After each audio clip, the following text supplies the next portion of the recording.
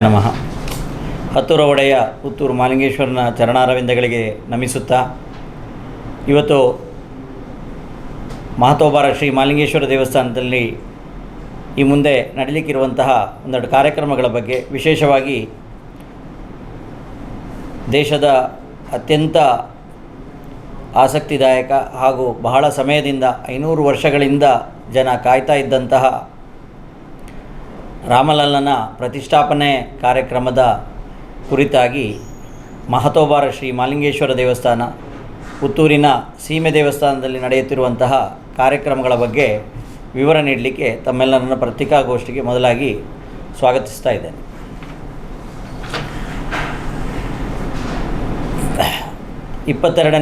ಜನವರಿ 22ನೇ ತಾರೀಕಿಗೆ ಅಯೋಧ್ಯೆಯಲ್ಲಿ ಐತಿಹಾಸಿಕ ಕಾರ್ಯಕ್ರಮ ರಾಮ ಮಂದಿರದ ಉದ್ಘಾಟನೆ ಮತ್ತು ಬಾಲರಾಮನ ಪ್ರತಿಷ್ಠಾಪನೆ ನಡೆಯಲಿಕ್ಕಿದೆ. ಈ ಸಂದರ್ಭದಲ್ಲಿ ಈಗಾಗಲೇ ದೇಶದಾದ್ಯಂತ ಎಲ್ಲ ಮನೆಗಳಿಗೂ ಅಕ್ಷತೆಯ ಸಹಿತ ಆಹ್ವಾನ ಪತ್ರಿಕೆಯನ್ನು ರಾಮ ಭಕ್ತರು ನಾವೆಲ್ಲರೂ ನೀಡ್ತಾ ಇರುವಂಥದ್ದು ಬಹಳ ಸಂತಸದ ವಿಷಯ. ಸಂದರ್ಭದಲ್ಲಿ ಕರ್ನಾಟಕದ ಎಲ್ಲ ಮುಜರಾಯಿ ದೇವಸ್ಥಾನಗಳಲ್ಲಿ ಕೂಡ ಆರತಿ ಮಾಡಿ ಸಂಭ್ರಮಿಸಬೇಕು, ದೇವರನ್ನು ಆರಾಧಿಸಬೇಕು ಅಂತ ಹೇಳುವಂಥದ್ದನ್ನು ಸಚಿವರಾದ ರಾಮಲಿಂಗಾರೆಡ್ಡಿಯವರು ಹೇಳಿರ್ತಾರೆ. ಇದು ಕೂಡ ಬಹಳ ಸಂತೋಷದಾಯಕ ಮತ್ತು ಸ್ವಾಗತಾರ್ಹ ವಿಷಯವಾಗಿದೆ.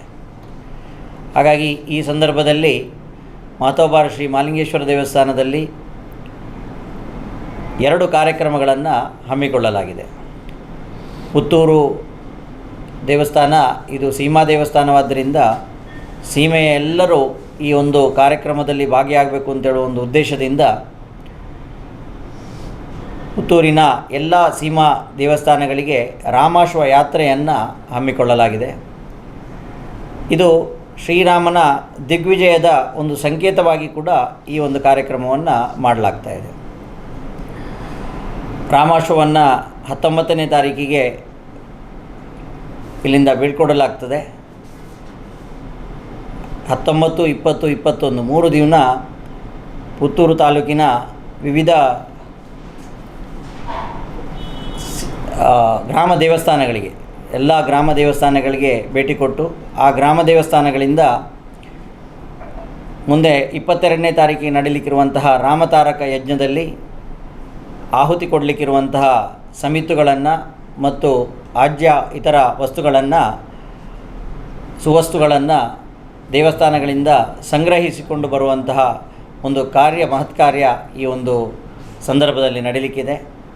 ಆ ಸಂದರ್ಭದಲ್ಲಿ ಗ್ರಾಮ ದೇವಸ್ಥಾನದಲ್ಲಿ ಕುದುರೆಯನ್ನು ಸ್ವಾಗತಿಸುವಂಥದ್ದು, ಹಾಗೆ ಆರತಿ ಬೆಳಗಿ ರಾಮದೇವರಿಗೆ ಆರತಿ ಬೆಳಗಿ ಪ್ರಸಾದ ಹಂಚಿ ಸಂಭ್ರಮಿಸಬೇಕು ಅಂತೇಳಿ ಈ ಸಂದರ್ಭದಲ್ಲಿ ಎಲ್ಲ ಗ್ರಾಮ ದೇವಸ್ಥಾನದ ಪ್ರಮುಖರುಗಳೇ ವಿಶೇಷವಾಗಿ ಕೇಳಿಕೊಳ್ತಾ ಇದ್ದೇನೆ.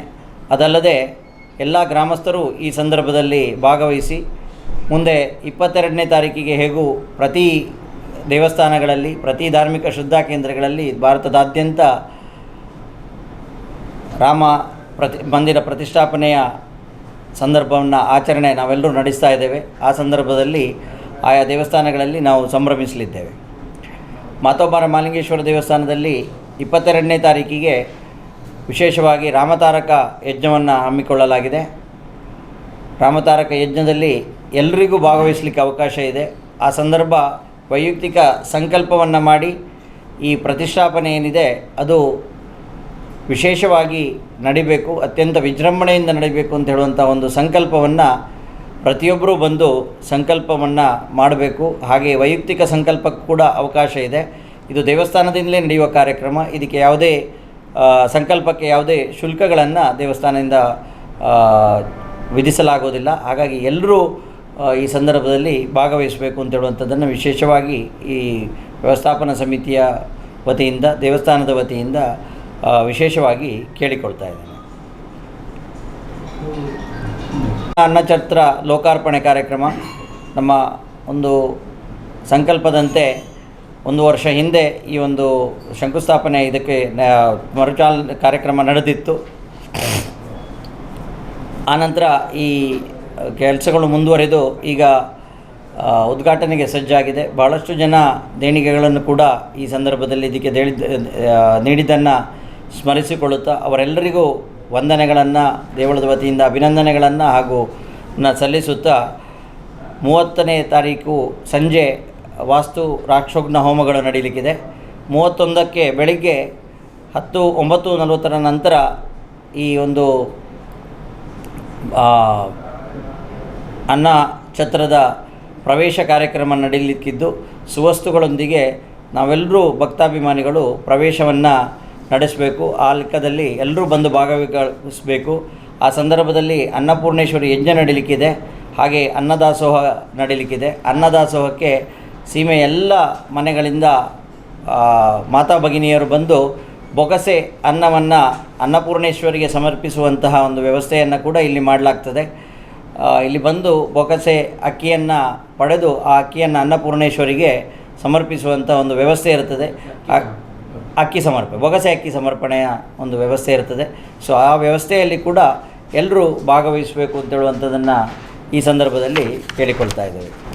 ಕುಂಕುಮಾರ್ಚನೆ ಕೂಡ ನಾವು ಸಂಕಲ್ಪಿಸಿ ಒಂದು ವರ್ಷ ಅದನ್ನು ಚಾಲನೆಗೊಂಡಿದ್ದ ದಿವಸದಿಂದ ಇವತ್ತಿನ ತನಕ ಪ್ರತಿ ತಿಂಗಳು ಕುಂಕುಮಾರ್ಚನೆ ನಡೀತಾ ಇದೆ. ಅವರೆಲ್ಲರೂ ಕೂಡ ಆ ಮಾತಾ ಭಗಿನಿಯರನ್ನು ಕೂಡ ಈ ಸಂದರ್ಭದಲ್ಲಿ ನಾವು ವಿಶೇಷವಾಗಿ ಕರೀತಾ ಆ ದಿವಸ ಕೂಡ ಬೆಳಿಗ್ಗೆ ದೇವಿಗೆ ಕುಂಕುಮಾರ್ಚನೆ ಕಾರ್ಯಕ್ರಮ ಕೂಡ ನಡೀಲಿಕ್ಕಿದೆ. ಅಲ್ಲ, ಅದು ಅನ್ನಛತ್ರದಲ್ಲಿ ಹಾಂ, ಸಾಮೂಹಿಕ ಕುಂಕುಮಾರ್ಚನೆ ಆಗ್ತದೆ. ಒಂದಷ್ಟು ಆಗ್ತದೆ. ದೇವಸ್ಥಾನಕ್ಕೆ ಹಿಂದಿನ ಸರ್ಕಾರ ಇದ್ದ ಸಂದರ್ಭದಲ್ಲಿ ಕುರಿಯದಲ್ಲಿ ದೇವಳಕ್ಕೆ ಸೇರಿದ ದೇವಳಕ್ಕೆ ಗೋಲೋಕ ಒಂದು ಮಾಡಲಿಕ್ಕೋಸ್ಕರ ಒಂದು 19 ಎಕರೆ ಜಾಗ ಸ್ಯಾಂಕ್ಷನ್ ಆಗಿದೆ, ಮಂಜೂರಾಗಿದೆ. ಅಲ್ಲಿ ವಿಶೇಷ ಕಾರ್ಯಕ್ರಮಗಳನ್ನು ಈ ಸಂದರ್ಭದಲ್ಲಿ ಹಮ್ಮಿಕೊಳ್ಳಲಾಗ್ತದೆ. ಗೋಲೋಕೋತ್ಸವ ಅಂತ ಹೇಳುವಂತಹ ಒಂದು ಕಾರ್ಯಕ್ರಮವನ್ನು ಇಲ್ಲಿ ಮಾಡಲಾಗ್ತದೆ. ಅದಕ್ಕೆ ಈಗಾಗಲೇ ಸ್ಥಳೀಯರನ್ನು ಸೇರಿಸಿಕೊಂಡು ಅಲ್ಲಿ ಒಂದಷ್ಟು ಕೆಲಸಗಳನ್ನು ಮಾಡಲಾಗಿದೆ. ಮುಂದೆ ಅದರ ವಿವರಗಳನ್ನು ಮುಂದಿನ ದಿವಸಗಳಲ್ಲಿ ನೀಡ್ತೇವೆ. ದೇವಸ್ಥಾನದಲ್ಲಿ ನಿತ್ಯ ಪ್ರತಿ ವರ್ಷ ನಡೆಯುವಂತೆ ಕನಕಾಭಿಷೇಕ ಕಾರ್ಯಕ್ರಮ ನಡೀಲಿಕ್ಕಿದೆ. ಜೀವಂತ ಅಶ್ವವನ್ನು ತಂದು ಅದನ್ನು ಒಂದು ಅಶ್ವ, ರಥ ವಿಶೇಷವಾಗಿ ಅಂದರೆ ರಥ ಅಲ್ಲ, ಅಶ್ವವನ್ನು ಒಂದು ಅಲಂಕರಿಸಿ ಅದನ್ನು ಒಂದು ರಥದಲ್ಲಿ ಇರಿಸಿ ತಗೊಂಡೋಗ್ತದೆ. ಅಲ್ಲಿ ಪ್ರತಿ ದೇವಸ್ಥಾನದಲ್ಲಿ ಅಂದರೆ ವ್ಯವಸ್ಥೆಗೋಸ್ಕರ ದೃಷ್ಟಿಯಿಂದ ಅದನ್ನು ನಡೆಸ್ಕೊಂಡು ಹೋದರೆ ಈಗಿನ ಒಟ್ಟು ವ್ಯವಸ್ಥೆಯಲ್ಲಿ ಯಾವುದೇ ಈ ಕಾರ್ಯಕ್ರಮದಲ್ಲಿ ಎಲ್ಲೂ ಮೆರವಣಿಗೆಗಳನ್ನು ಮಾಡುವಂಥದ್ದು ಇರುವುದಿಲ್ಲ. ಸೊ ಹಾಗಾಗಿ ಅದನ್ನು ವಾಹನದಲ್ಲಿ ತಗೊಂಡೋಗಿ ಆ ದೇವಸ್ಥಾನದಲ್ಲಿ ಮೆರವಣಿಗೆ ಮಾಡ್ತದೆ. ದೇವಸ್ಥಾನದ ಪರಿಸರದಲ್ಲಿ ಮೆರವಣಿಗೆ ಮಾಡ್ತೇವೆ.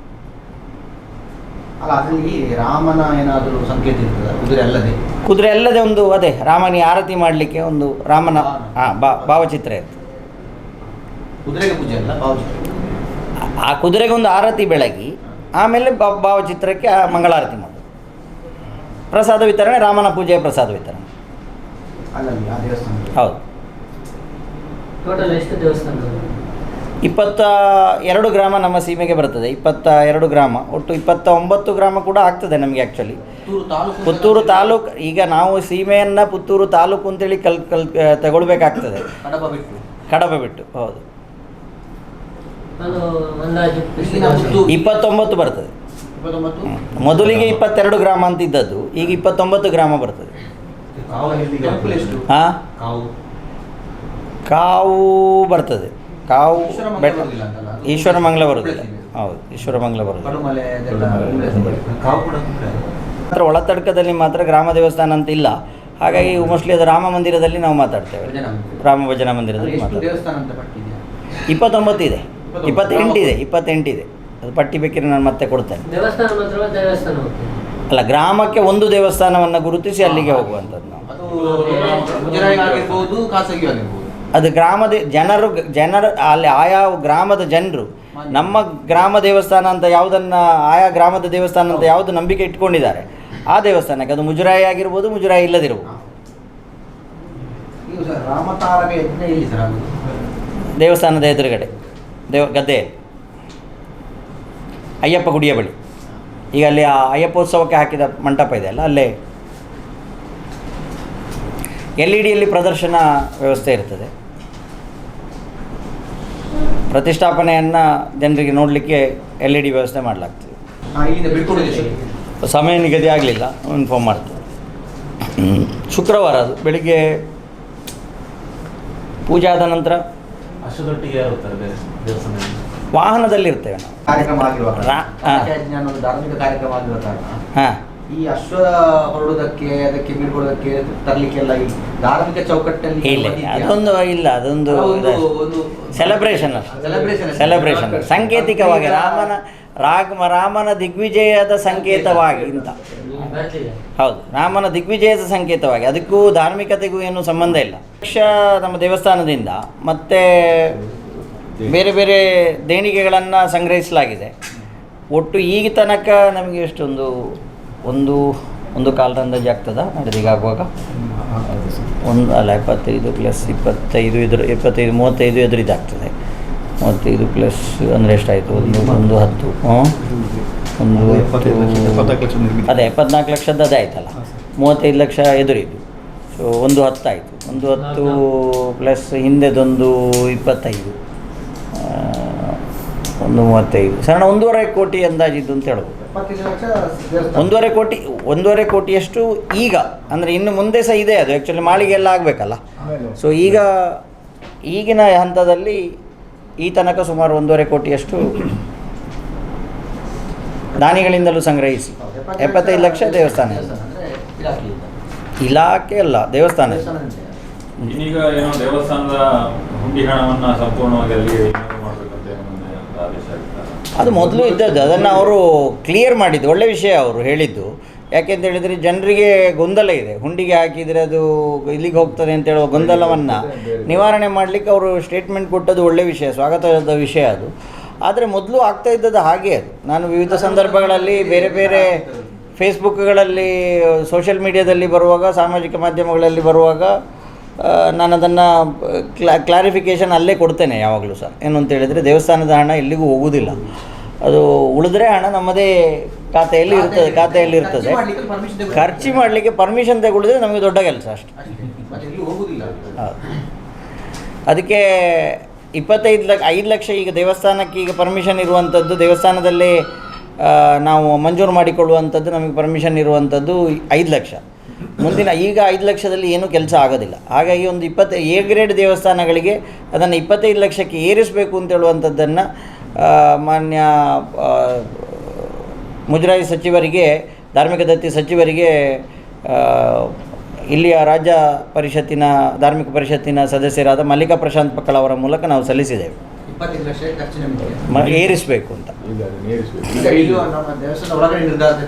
ಮಾಡುವಂಥದ್ದು, ಕಮಿಟಿ ಮಾಡುವ ನಿರ್ಧಾರವನ್ನು.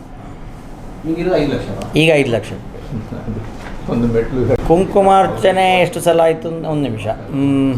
ಮೇಯಲ್ಲಿ ಸ್ಟಾರ್ಟ್ ಮಾಡಿದ್ದಲ್ಲ ನಾವು, ಸಾಮೂಹಿಕ ಮಾಡಿದ್ದು ಮೇ ಯಾವುದು? 22 ಮೇಯಿಂದ 22 ಮೇ, 23 ಮೇಗೆ 12 ಸಲ ಆಯಿತು. ಅಲ್ಲ, 23 ಏಪ್ರಿಲಿಗೆ 12 ಆಯಿತು. ಜನವರಿದ್ದು ಆಗ್ತದೆ. ಹಾಂ, ಸರಿ ಜನವರಿದ್ದು ಆಗ್ತದೆ. ನಾಡಿದ್ದು 16ನೇದು ಷೋಡಶ.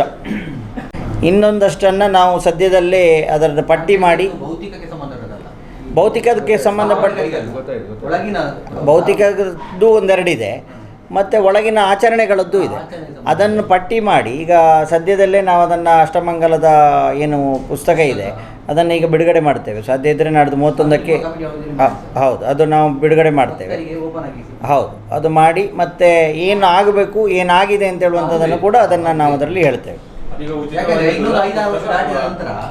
ಸಣ್ಣ ಶುಲ್ಕ ಇಡೋದು ಒಳ್ಳೇದಾ ಅಂತ. ಇಲ್ಲೇ ಒಟ್ಟು ನಾವು ಮತ್ತೆ ಎಷ್ಟು ಸಹ ಕ್ಲೀನ್ ಮಾಡಿ ಕೊಡಬೇಕಾಯ್ತು. ಮತ್ತು ಧರ್ಮಕ್ಕೆ ಕೊಡೋದಾದರೆ ಎಂಕರಡ್ಡಿ ಪಡು ಅಂತೇಳಿ ಹಾಗೆ ಆಗ್ತದೆ. ಇದಕ್ಕೆ ಡಿನೋಟಿಸ್ ಆಗಿ RTC ಪಹಣಿ ಪತ್ರಿಕೆ ಕೂಡ ಆಗಿದೆ. 19 ಎಕರೆ 10 ಸೆಂಟ್ಸ್. ಅದೊಂದು ಗಟ್ಟಿಯಾಗಿ ನೀವು ಯಾಕಂದರೆ ಅದಕ್ಕೆ ದಾಖಲೆ ಆಗಿದೆ ಅಂತ, ಕೇವಲ ಒಂದು ಘೋಷಣೆ ಮಾತ್ರ ಅಲ್ಲ. ಕುರಿಯ ಗ್ರಾಮ ಸಂಪ್ಯದ ಮೂಲೆ. ಇಲ್ಲಿಂದ ಹೋಗುದಲ್ಲ ಇಲ್ಲಿ ಮೊಟ್ಟೆದರ್ಕೆಯಿಂದ ಒಳಗೆ ಆ ಮೊಟ್ಟೆದರ್ಕದಲ್ಲಿ ಬಲಬದಿಯಲ್ಲಿ ಕುರಿಯ ಗ್ರಾಮದ ಸಂಪ್ಯದ ಮೂಲೆಯಲ್ಲಿ ಇರುವಂತಲೇ ಹಾಕ್ಬೋದು. ಇಲ್ಲ ಎಲ್ಲಿ ಅಂತೇಳಿ ಕುರಿಯ ಅಂತ ಹೇಳಿದ್ರೆ ಅದು ಅಲ್ಲಿ ತನಕ ಹೋಗ್ತದೆ. ಹಾಗಾಗಿ ಈಗ ಗೋವಿಹಾರಧಾಮ ಅಂತ ಹೇಳ್ಬೋದು, ಬಟ್ ಜಾಗದ ಸಂಪ್ಯದ ಮೂಲೆ. ಗೋಲೋತ್ಸವ ಅಂತ ಹೇಳಿದ್ರೆ ಗೋಲೋಕೋತ್ಸವದಲ್ಲಿ ವಿವರ ಮತ್ತೆ ಪುನಃ ಕೊಡುವ. ಆದರೆ ರಾಸು ಪ್ರದರ್ಶನ ಇರ್ತದೆ, ದೇಸಿ ಮತ್ತು ಈಗಿನ ಹಾಲಿನ ರಾಸುಗಳು ಎರಡೂ ಕೂಡ. ಯಾಕೆಂತ ಹೇಳಿದರೆ ಗೋವು ಅಂತ ಹೇಳಿದರೆ ನಮ್ಮ ಭಾವನೆಗೆ ನಾವು ದೇಸಿ ತಳಿ ಮಾತ್ರ ನಾವು ಗೋವು ಅಂತೇಳಿ ಕನ್ಸಿಡರ್ ಮಾಡೋದು. ಆದರೆ ಇವತ್ತು ಗೋವನ್ನು ಒಬ್ಬರು ಸಾಕಬೇಕು ಅಂತ ಹೇಳಿದರೆ ಯಾರೊಬ್ಬ ಪೇಟೆಯಲ್ಲಿರುವ ಗೋವು ಸಾಕ್ಲಿಕ್ಕೆ ಸಾಧ್ಯ ಇಲ್ಲ. ಯಾರು ಹಳ್ಳಿಯಲ್ಲಿ ಗೋವು ಸಾಕ್ತಾನೆ ಅವನೇ ದೇಸಿ ತಳಿಯನ್ನಾದರೂ ಸಾಕಬೇಕಾದ್ರೆ ಅವನೇ ಸಾಕಬೇಕಾದಿತ್ತಷ್ಟೇ. ಹಾಗಾಗಿ ಅವರನ್ನು ಪ್ರೋತ್ಸಾಹಿಸಲಿಕ್ಕೋಸ್ಕರ ಅಥವಾ ಮುಂದಿನ ದಿವಸಗಳಲ್ಲಿ ವಿದೇಶಿ ತಳಿ ಇವತ್ತು ಸಾಕ್ತಾ ಇರುವವ ನಾಳೆ ದೇಸಿ ತಳಿ ಸಾಕಲಿ ಅಂತ ಹೇಳುವಂಥದ್ದನ್ನು ಆ ಟ್ರಾನ್ಸಿಷನ್ ಏನಿದೆ, ಒಂದು ಕಾಲದಲ್ಲಿ ದೇಶಿ ತಳಿ ಸಾಕ್ತಿದ್ದವರೇ ವಿದೇಶಿ ತಳಿ ಸಾಕ್ತಾ ಇರೋದು ಈಗ. ಸೊ ಆ ವಿದೇಶಿ ತಳಿ ಸಾಕ್ತಾ ಇರೋರು ಪುನಃ ದೇಶಿ ತಳಿ ಸಾಕಬೇಕು ಅಂತೇಳಿ ಆದರೆ ಅವರನ್ನು ನಾವು ಈ ವಿಚಾರಗಳಲ್ಲಿ ಸೇರಿಸ್ಕೊಳ್ಬೇಕು. ಅದಕ್ಕೋಸ್ಕರ ದೇಸಿ ಮತ್ತು ವಿದೇಶಿ ಎರಡೂ ಇದರ ತಳಿಯ ಪ್ರದರ್ಶನಗಳಿರ್ತದೆ. ಮತ್ತು ಹಾಲಿನ ಉತ್ಪನ್ನಗಳ ಪ್ರದರ್ಶನ ಮತ್ತು ಮಾರಾಟ ಇರ್ತದೆ.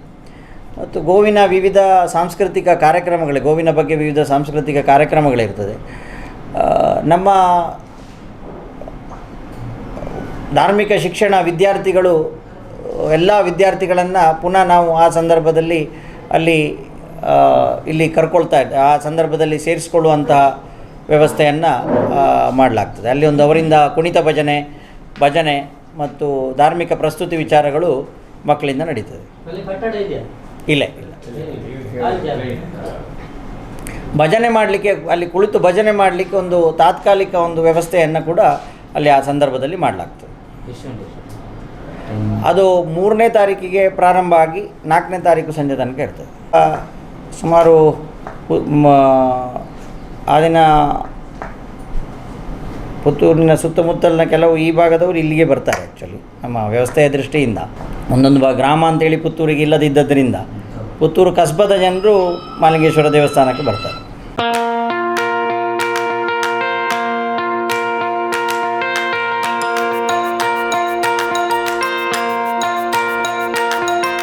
Dr. M.V. Shetty Institutions, Mangaluru.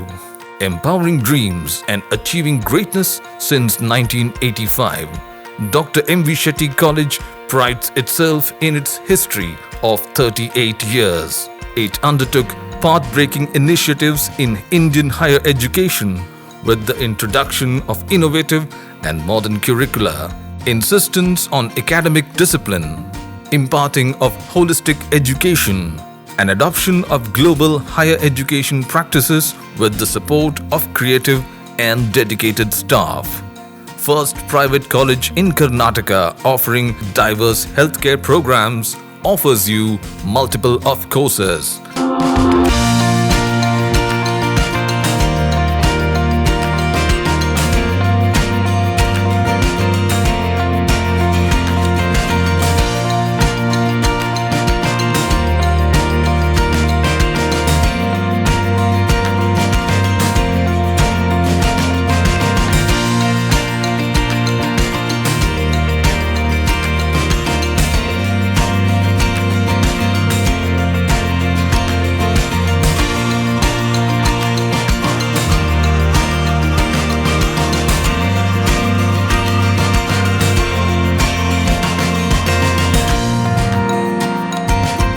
Dr. M.V. Shetty Institutions is a nurturing ground for an individual's holistic development to make effective contribution to the society in a dynamic environment.